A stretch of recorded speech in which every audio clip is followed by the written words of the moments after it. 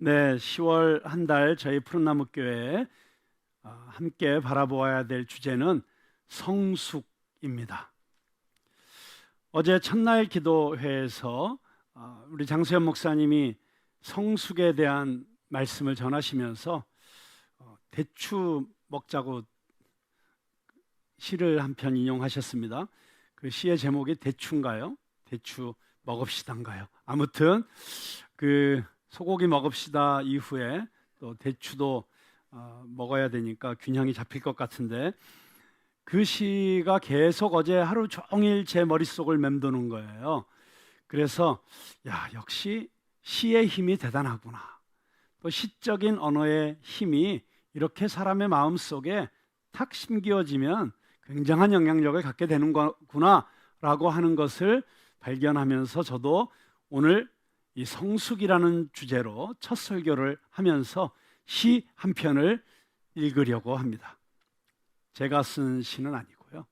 제가 중고등학교 시절에 가장 좋아했던 시인 김현승 시인의 가을의 기도라고 하는 시를 이 가을 여러분들에게 선물로 먼저 드리고 싶습니다.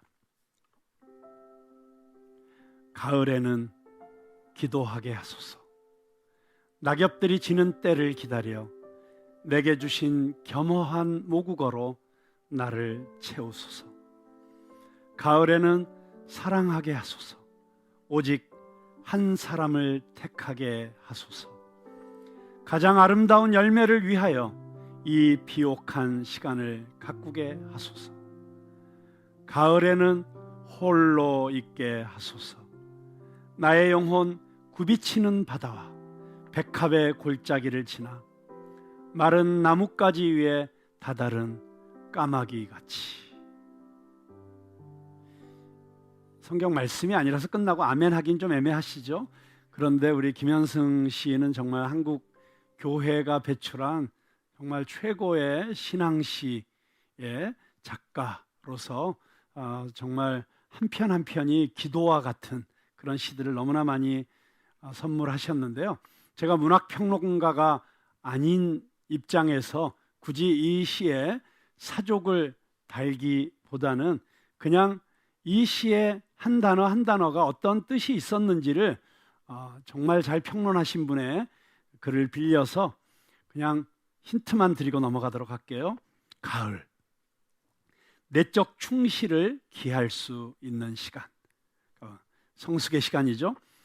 겸허한 모국어, 영혼의 소리, 기도라고 할 수 있습니다.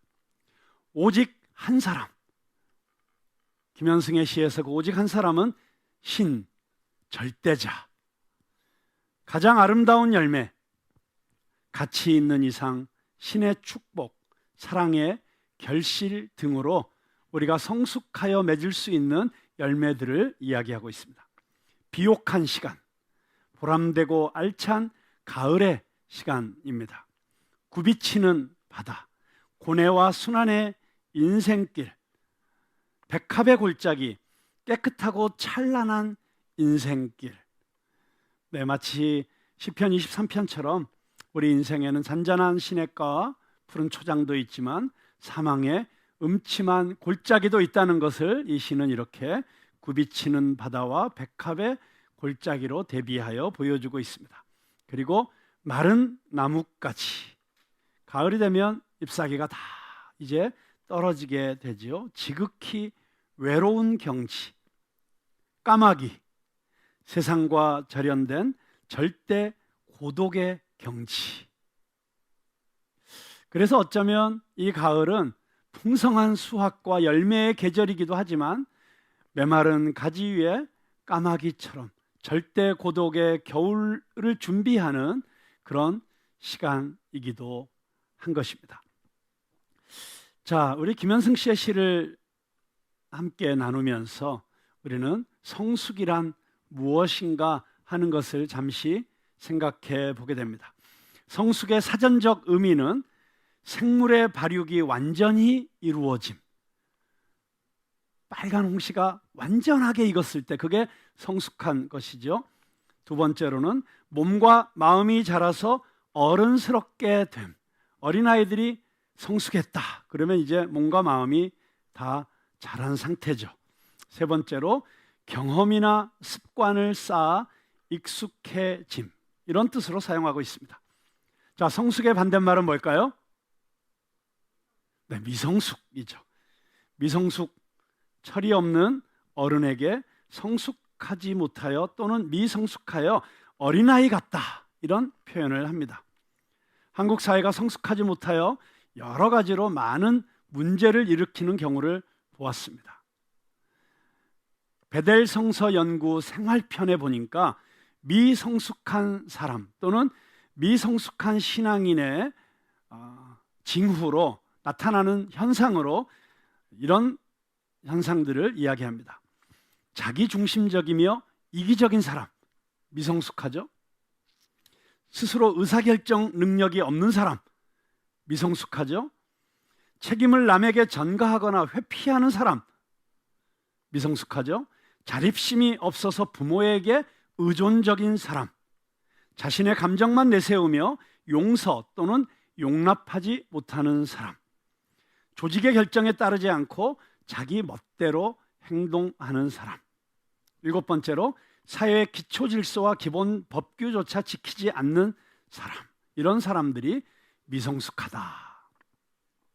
이런 사람은 정서적으로 미성숙하여 결혼을 하여도 문제가 많아 이혼하는 경우가 있다고 합니다. 또한 취업을 하여도 직장 생활에 적응하지 못하여 금방 퇴사를 하게 된다고 합니다. 그런데 이것이 일반적인 미성숙한 사람의 특징이라고 한다면 신앙인들 가운데서도 미성숙한 신앙인들의 특징이 있는 것 같아요. 자, 피터 스카지로라고 하는 사람이 쓴 정서적으로 건강한 영성이라고 하는 책의 제2장에 보면 건강하지 못한 신앙의 특징 10가지를 이야기하고 있는데 이것이 미성숙한 신앙의 표현이라고 할 수 있습니다. 첫째는 하나님으로부터 도망치고자 하나님을 이용한다. 성숙한 신앙은 내 뜻을 내려놓고 하나님의 뜻이 내 삶을 통해서 이루어지기를 원하는 것인데 미성숙한 신앙은 내 욕심, 내 야망을 이루기 위해서 하나님을 이용하려고 하는 것이죠. 자신의 확고한 견해를 입증하기 위해 하나님을 이용한다. 성경을 자기 주장을 증명하기 위해서 자기 주장을 강화시키기 위하여 자의적으로 해석하여 사용하는 경우, 다른 사람을 공격하기 위하여 성경 말씀을 갖다 대는 경우들이 다 미성숙한 경우라고 할 수 있습니다. 두 번째, 분노, 슬픔, 두려움 같은 감정을 무시한다. 진정으로 성숙한 신앙은 이런 감정들을 부인하거나 가리려고 하지 않고 오히려 있는 그대로 받아들이는 것입니다. 세 번째로 자신의 정당한 욕구조차 거부한다. 하나님은 우리가 당신을 따를 때 우리의 자아가 더 깊어지고 진실해지고 자유롭게 꽃피시기를 원하신다. 다시 말하면 우리가 하나님 안에 있을 때 하나님은 우리 안에 있는 개성이 마음껏 꽃피우기를 원하시고 또 우리 안에 있는 재능과 은사가 마음껏 발현되기를 원하시는데 미성숙한 신앙은 그것을 잘못 오해하여 자기 부인을 잘못 오해하여 자신의 정당한 그런 욕구조차도 부정하는 그런 모습을 보인다는 것입니다. 네 번째는 현재에 미치는 과거의 영향력을 부정한다. 성화의 과정은 과거로 돌아가 우리 자신과 다른 사람을 사랑하지 못하게 막는 파괴적이고 나쁜 습관을 깨트리고 거기서 해방되는 것인데, 다시 말하면 우리의 쓴뿌리가 뽑혀나가고 우리의 과거의 상처가 치유되는 과정을 통해서 우리가 성숙하는 것인데 아예 그것 자체를 부정하고 거부하고 인정하지 않으려고 하는 것은 미성숙한 것이다. 우리 삶을 속된 것과 거룩한 것으로 양분한다. 네, 세상과 교회, 신앙과 삶을 분리시키는 이원화, 이것이 미성숙한 신앙의 큰 특징이라고 할 수 있습니다. 하나님과 동행하기보다는 사역에만 바쁘다. 이것도 미성숙의 특징입니다. 하나님을 위한 사역은 그분과 동행하는 삶에서 흘러나오는 것인데 하나님과의 동행의 기쁨과 자유함은 누리지 못한 채로 오히려 일이 우상이 되는 그런 경우를 많이 보게 되죠. 7번째로 갈등을 회피한다. 이것도 미성숙한 신앙의 특징입니다. 8번째, 상처, 약점, 실패를 은폐한다. 9번째, 자신의 한계를 인정하지 않는다. 이것이야말로 정말 미성숙한 신앙의 특징입니다. 마지막 10번째, 다른 사람들의 신앙을 판단한다. 자, 제가 10가지 미성숙한 신앙의 특징을 이야기했는데요. 이 중에 몇 가지나 우리 남편에게 5가지 뭐 이렇게 생각하지 말고 나에게 몇 가지나 걸렸는지를 한번 생각해 보시면 좋겠습니다.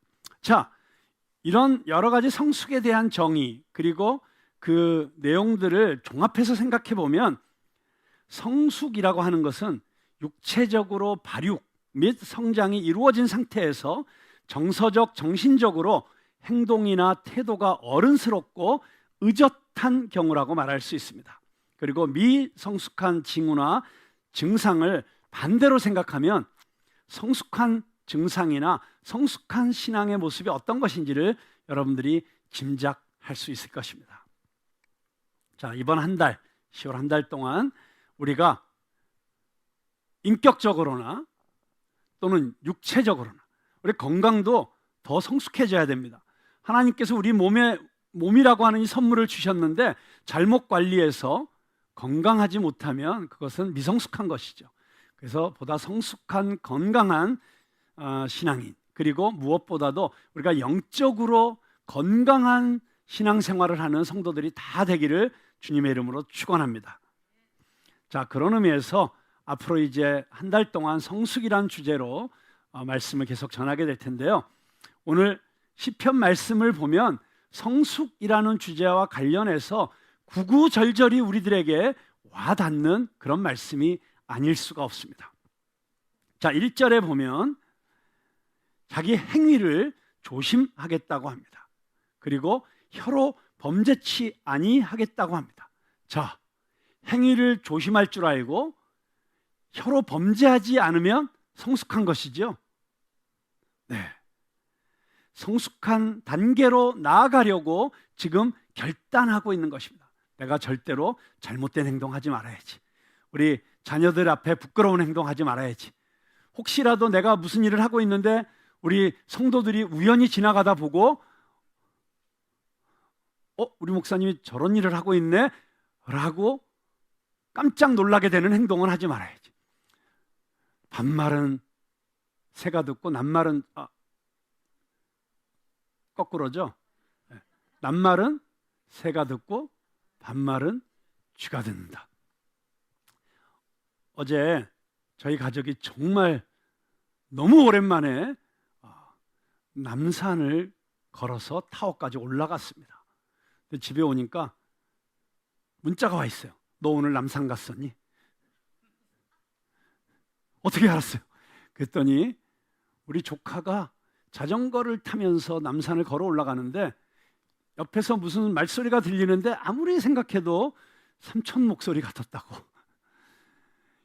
그래서 저희는 지나가면서 수없이 많은 자전거 타는 사람들 올라가는 것을 보면서 야, 저렇게 자전거 타면서 올라가는 사람도 있네 뭐 이러면서 올라갔는데 그 중에 하나가 제 조카였던 것이죠.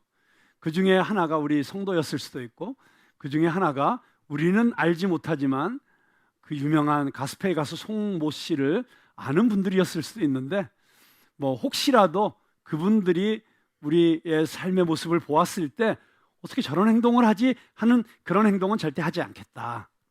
다음에 말로 범죄하지 않겠다.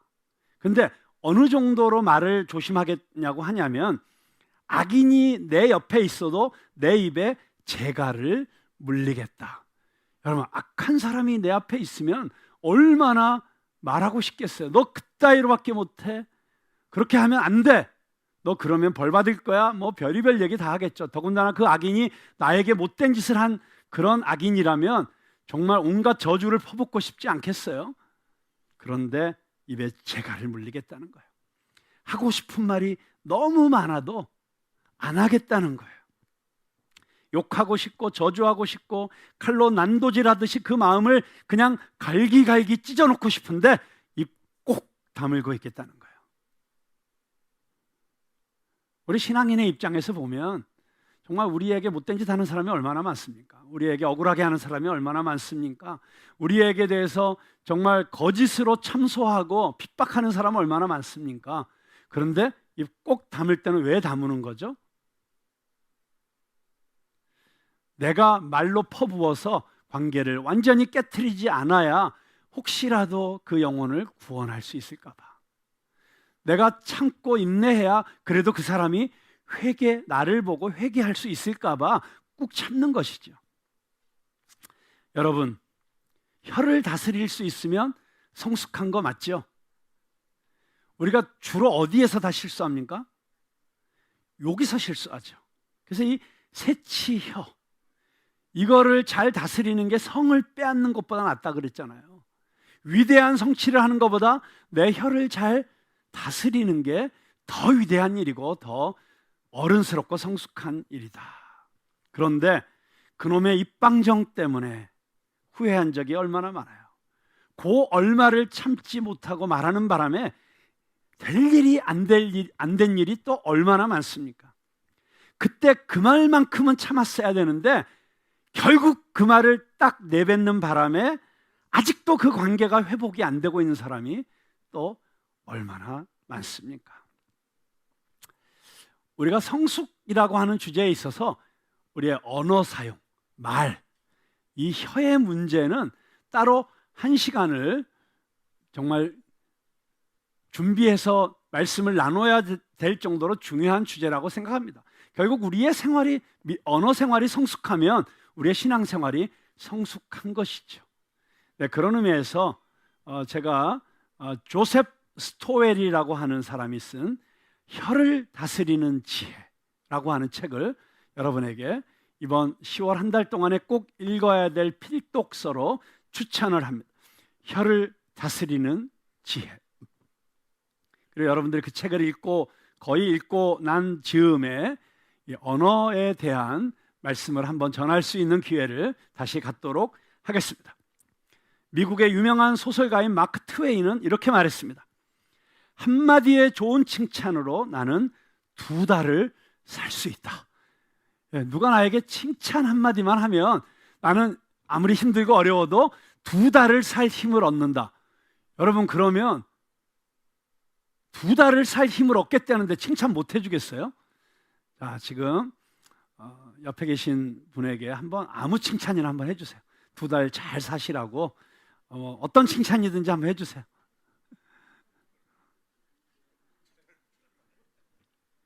칭찬이 쉬운 게 아닙니다.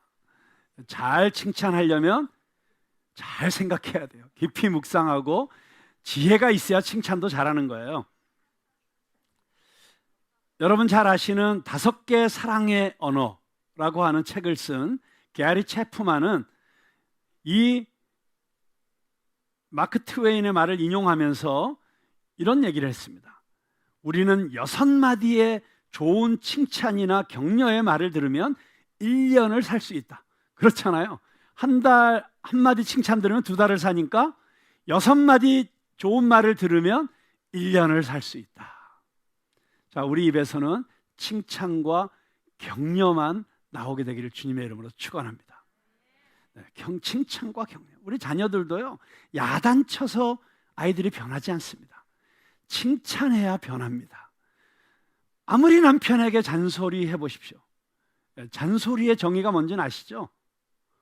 옳은 얘기를 재수없게 하는 게 잔소리다. 그러니까 잔소리 해갖고는 절대 바뀌지 않습니다. 칭찬하면 바뀝니다. 믿으시기 바랍니다. 자, 잠언에서 가장 많이 다루고 있는 주제가 그래서 언어에 대한 주제입니다. 그 중에 아주 대표적인 잠언의 말씀 몇 가지만 제가 읽어드릴게요. 미련한 자는 교만하여 입으로 매를 자청하고, 미련한 인간의 특징이 뭐예요? 말로 매를 자청하는 거예요. 지혜로운 자의 입술은 자기를 보존하느니라. 말만 잘해도 자기를 보존하는 거예요. 이게 잠언 14장 3절, 15장 2절 지혜 있는 자의 혀는 지식을 선히 베풀고 미련한 자의 입은 미련한 것을 쏟느니라. 18장 6절 미련한 자의 입술은 다툼을 일으키고 그의 입은 매를 자청하느니라. 또 나왔어요. 미련한 자의 입은 매를 자청한다. 19장 1절 가난하여도 성실하게 행하는 자는 입술이 패역하고 미련한 자보다 나으니라. 가난하더라도 성실하게 행하는 자는 입술이 패역하고 미련한 자보다 낫다고 했습니다. 자, 그 외에도 수많은 잠언의 이 언어에 대한 말에 대한 말씀을 보면 결론은 이거예요. 우리의 지혜로움과 미련함을 판가름하는 가장 중요한 행동이 언어라는 거예요. 그러니까 그 사람이 말하는 걸 보면 그 사람의 됨됨이를 알 수 있잖아요. 그래서 저는 우리 특별히 남자 형제들에게 그 부인감을 고를 때, 평생의 배우자를 고를 때 가장 중요하게 생각해야 될 조건 1번으로 뭐를 꼽겠습니까? 네. 우리 남자 싱글 형제들 물어보면 뭔 소리를 해도 자매를 고를 때 기준은 1번 예쁘다, 2번 예쁘다, 3번 예쁘다더라고요. 그래서 제가 얘기해 주죠. 얼굴 예쁜 건 3개월 못 간다. 물론 못생겼으면 아예 가지도 못한다. 그런데 그건 정말 아무것도 아니다.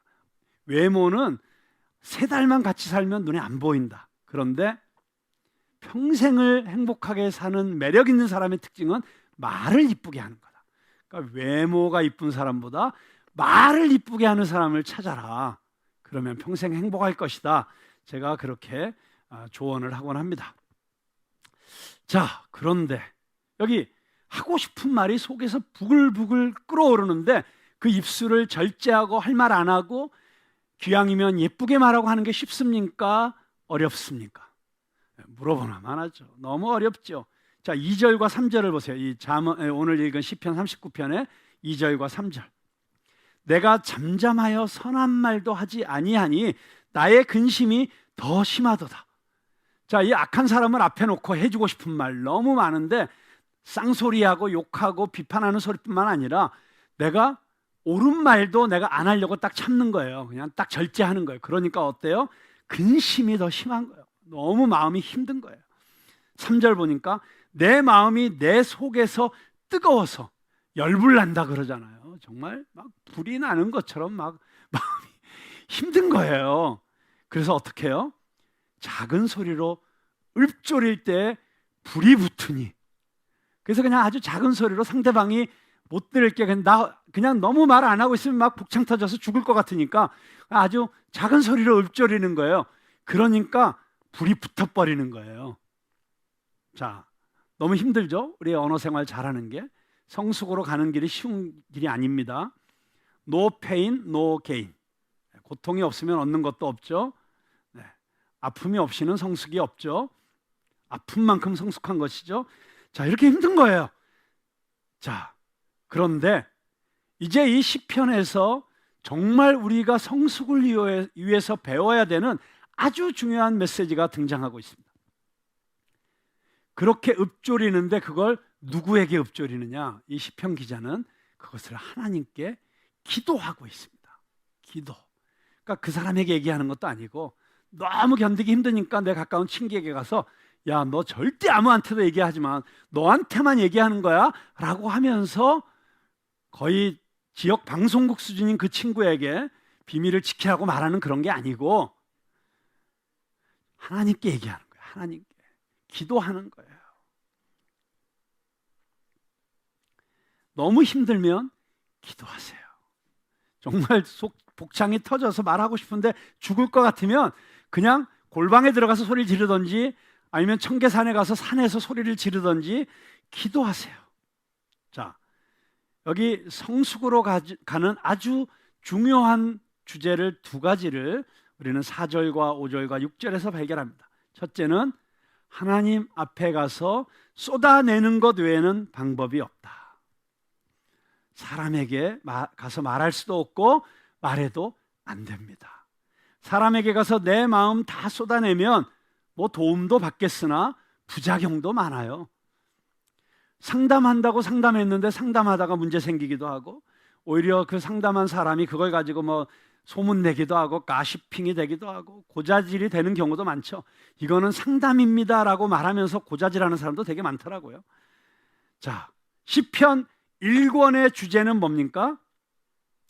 여호와께 피하는 자가 복이 있다. 그러니까 누누이 말씀드리고 있죠. 억울한 것, 답답한 것, 속상한 것, 이 모든 것을 그냥 다 하나님께만 쏟아내세요. 그러면 사람들 앞에서 잠잠할 수 있어요. 하나님 앞에 다 쏟아내면 사람들과의 관계 속에서는 내가 입술을 절제할 수 있는 힘을 얻게 됩니다. 자, 두 번째, 성숙이라는 관점에서 지금 다윗이 드리고 있는 이 기도가 아주 중요한 내용을 담고 있어요. 그 기도가 무엇이냐면 4절 말씀입니다. 나의 종말과 연한이 언제까지인지 알게 하사 나의 연약함을 알게 하소서. 자, 이게 무슨 얘기냐면요, 나의 연한과 종말, 나의 종말과 연한 무슨 얘기예요? 내가 죽을 때가 있다는 걸 알게 해달라는 거예요. 하나님, 내가 몇 날 며칠 몇 시에 죽을지 알려주세요. 그 기도가 아니라, 하나님, 내 삶이 유한하고 언젠가는 끝이 있다는 사실을 알게 해주세요. 그걸 깨닫게 해주세요. 그렇게 기도하는 것입니다. 여러분, 이 기도는 우리를 성숙함으로 이끄는 아주 중요한 열쇠와도 같은 기도입니다. 내가 언제든지 죽을 때가 있다는 것, 그것을 아는 것 자체가 성숙으로 가는 길입니다. 그래서 로마에서는 메멘토 모리라고 하는 그 라틴어를 언제나 황제에게 매일 아침 말해주는 신하가 있었습니다.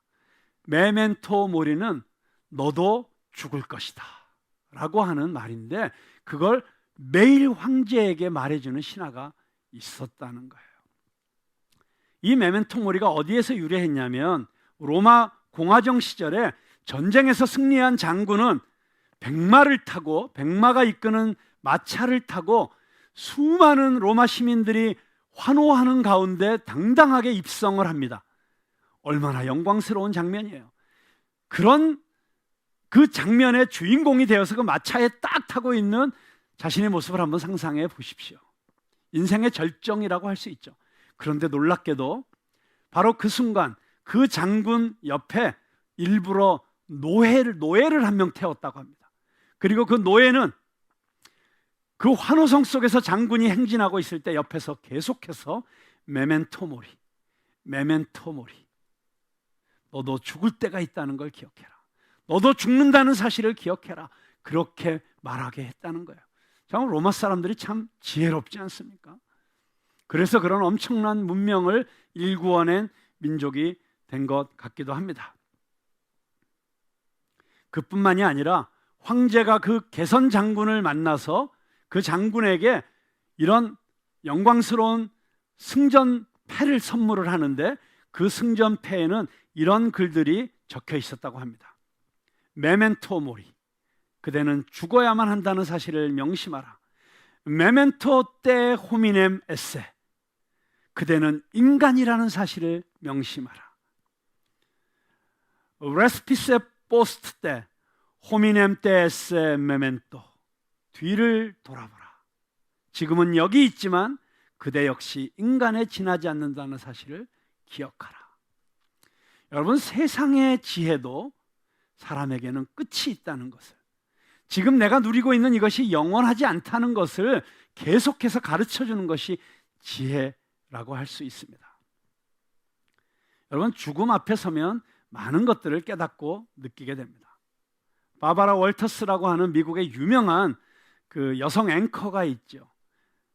근데 이 바바라 월터스는 수많은 명사들과 수십 년 동안 인터뷰를 했는데, 그 인터뷰 끝에 항상 마지막으로 묻는 질문이 있었다고 합니다. 귀하는 어떤 사람으로 기억되기를 원하십니까? 이때 사업가 중에 많은 사람들은 자신을 성공한 사업가로서 기억해 주기를 바랐고, 과학자나 의학자들은 인간의 삶의 질을 향상시킨 사람으로 기억되기를 원했다고 합니다. 정치가나 정부 관료는 훌륭한 리더로 기억되고 싶어 했고, 예술가들은 그들이 남긴 작품으로 오래 기억되기를 바랐습니다.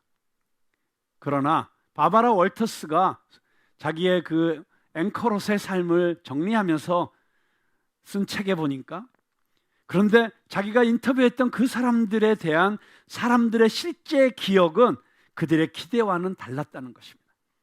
사람들은 록펠러에 대해서는 그가 행한 자선 사업보다는 피도 눈물도 없는 독점 사업가이자 매우 인색한 사람으로 기억했다는 것입니다.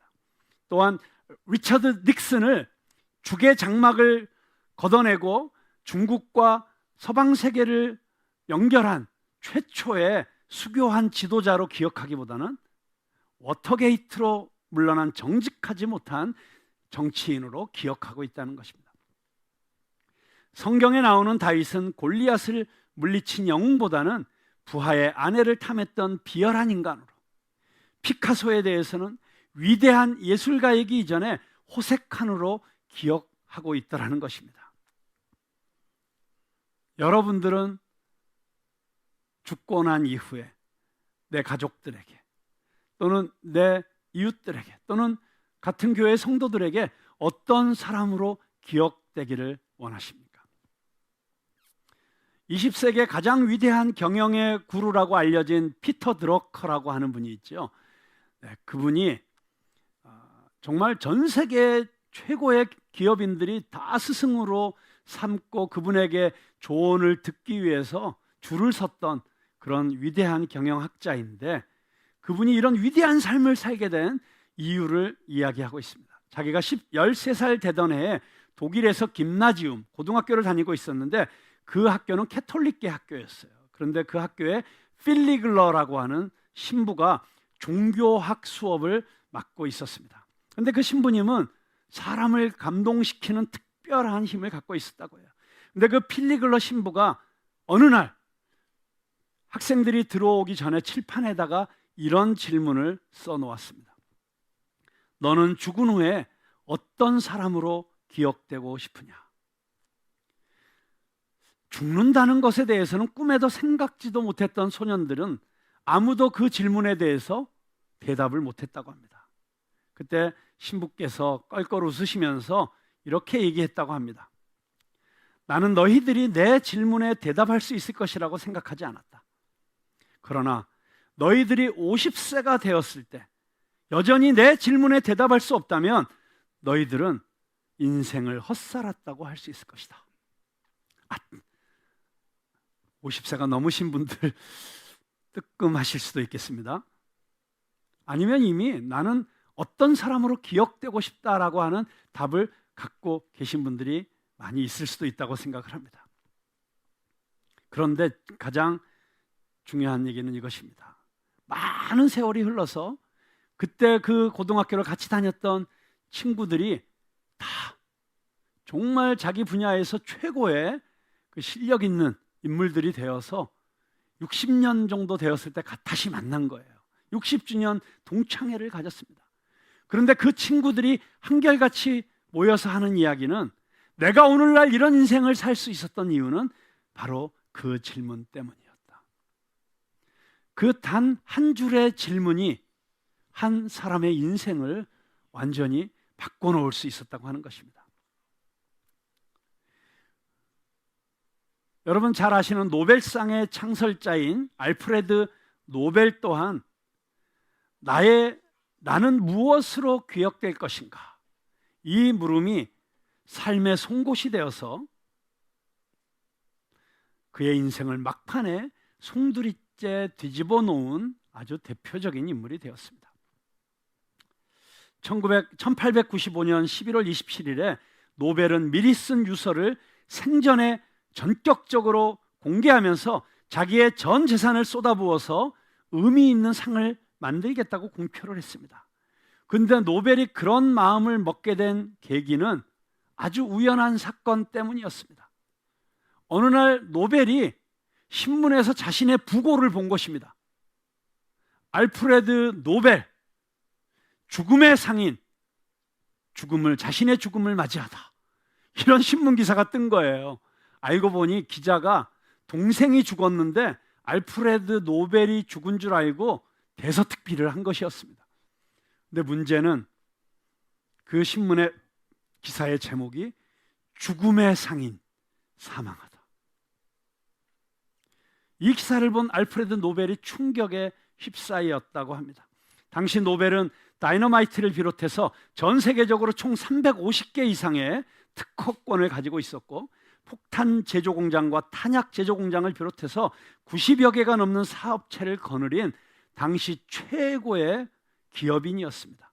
하지만 노벨은 자신이 평생 독신으로 살면서 이렇게 고군분투하며 살아온 삶이 결국 사람들에게는 죽음의 상인으로밖에 기억되지 못할 것이라는 이 사실을 깨닫고 나서 도저히 그대로 있을 수가 없었습니다. 그래서 그는 7년 동안 나는 죽어서 무엇으로 기억될 것인가, 이 질문을 붙잡고 씨름한 끝에 결심을 했습니다.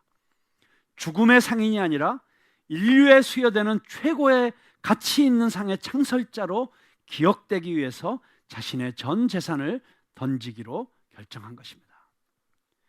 이 삶의 송곳 같은 질문이 장쾌한 삶의 역전극을 연출한 삶이 되었습니다. 다윗은 지금 하나님 앞에 동일한 질문을 던지고 있는 것입니다. 하나님, 나의 연한을 알게 해 주십시오. 나의 종말을 알게 해 주십시오. 내가 죽을 수밖에 없는 존재라는 사실을 깨닫게 해 주십시오. 그러고 보니까 다윗이 하나님 앞에서 이 기도를 하면서 깨닫는 이 인생의 본질이 무엇입니까? 주께서 나의 날을 한 뼘 길이만큼 되게 하심에 나의 일생의 주 앞에는 없는 것 같사오니 뭐예요? 내 인생이 너무 짧구나 라고 하는 걸 깨닫는 것입니다. 하나님 앞에서는 한 뼘이다. 한 뼘. 뺨을 보여줄 때는 여기에 글씨를 쓰지 않도록 조심을 해야 되겠죠. 한 뼘. 그 다음에 아니 사실은 한 점이네요 라고 지금 얘기하는 거예요. 나의 일생이 주 앞에는 없는 것 같다. 길게 살아야 100년인데 이게 하나님의 시간에서 보면 이건 그냥 점이죠, 점. 우리가 공동묘지에 가면 수많은 묘비에 여러 가지 묘비명이 써 있지만 공통적으로 써 있죠. 몇 년에 태어나서 몇 년에 죽었다. 근데 그 사이에는 뭐가 있어요? 하이픈이 있죠. 짝대기 하나. 모든 사람은 이 짝대기만큼 살고 가는 거예요. 1915년에 태어나서 2021년에 죽어도 짝대기 하나만큼 살고 가는 거예요. 우리 인생이 이렇게 진짜 허무한 것이구나. 그 다음에 두 번째는 뭐예요? 사람은 그가 든든히 서 있는 때에도 진실로 모두가 허사뿐이니이다. 내 삶의 기반이 너무 허약하구나. 내가 이렇게 단단한 반석 위에 살고 있다고 생각했고 내 삶의 기반이 튼튼하다고 생각했는데, 그래서 내 인생의 집은 절대로 무너지지 않을 것이라고 생각했는데 이게 한순간에 훅 갈 수 있는 거구나. 그걸 깨달은 거예요. 내가 하는 일이 그림자 같다. 6절에 보세요. 진실로 각 사람은 그림자같이 다니고, 세상 사람들이 분주하게 다니고 있는데 그렇게 무언가를 추구하면서 살고 있는데 결국 뭐예요? 그림자들이 돌아다니는 것 같다는 거예요. 그림자 같은 게 뭐예요? 실체가 없다는 거죠. 우리도 보면은 엄청 화려하게 말을 하고 있는데 막상 뒤를 보면 실체가 없는 사람들이 많잖아요. 근데 정도의 차이는 있을지언정 다 그림자 같다는 거예요. 그 다음에 뭐예요? 헛된 일로 소란하며 시끄럽게 하고 다니는 사람들이 있죠. 막 이거 한다고 저거 한다고, 이거 하면 성공할 수 있다고, 이거를 투자해야 된다고 하면서 소란스럽게 하고 다니는데, 그래서 결론은 뭐예요? 재물을 쌓으나 누가 거둘는지 알지 못하나이다. 혹여 그렇게 소란하게 해서 뭔가 큰 돈을 벌었다고 할지라도 결론이 뭐예요? 그 돈 누가 가져갈지 아무도 모른다는 거예요. 네? 우리가 자식들에게 물려주기 위해서 그냥 그렇게 돈을 아끼고 구두쇠 소리 듣고, 그래서 안 믿는 사람들도 하는 이야기가 있잖아요. 아니, 죽을 때 한 푼이라도 가져가나? 좀 살아있을 때 좀 쓰지. 어떻게 저렇게 인색할 수 있어? 자기는 한 푼도 못 쓰면서 저래봤자 자식들 좋은 일만 시키는 거지 뭐 라고 얘기하지만, 진짜 자식들 좋은 일 시키나요? 저도 뭐 짧은 인생 살면서 발견한 것 중에 하나는, 자식들에게 큰 돈 물려줘서 그 자식들이 행복한 경우가 별로 많지 않더라고요. 오히려 큰 돈 물려주면 형제들 간에 쌈만 나더라고요. 정말 쌈 안 나고 사이좋게 너무 은혜롭게 그 재산을 잘 활용하는 집안은 정말 100에 하나 둘 나올까 말까더라고요. 그러니까 지금 돈 좀 벌었다고요? 깔고 앉은 아파트가 몇십억이라고요? 그걸 누가 거들는지 우리는 알지 못하는 인생이라는 거예요. 그리고 언제 그것도 바람 불면 훅 날아갈지 모르는 게 우리 인생이라는 거예요. 그러니까 우리가 하늘에 쌓아두는 것 외에는 다 헛거라는 거예요. 그래서 다윗이 나름대로 꽤 화려한 인생 살았잖아요.